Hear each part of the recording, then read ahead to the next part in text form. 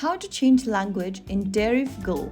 Hi everyone, welcome back to another video from Trading for Beginners. If you want to switch language on Deriv Go so that the app feels more comfortable and easy to navigate, here is how to do it step by step.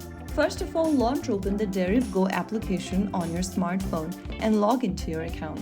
Once you're logged into the home page of Deriv Go, go to the upper right corner and tap on your profile icon. From the expanded menu that appears on the screen, tap on Language. Now, browse the list and tap your preferred language you want to change to. Once you do that, this will give the app a quick refresh and you'll be able to see the display language change instantly.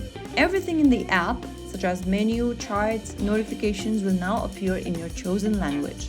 You're ready to trade more comfortably in the language of your preference. You can always switch your language by repeating this step, and there you have it. It is that easy. If you found the video helpful, don't forget to like, share and subscribe to our channel. I will see you again in the next video. Thank you for watching.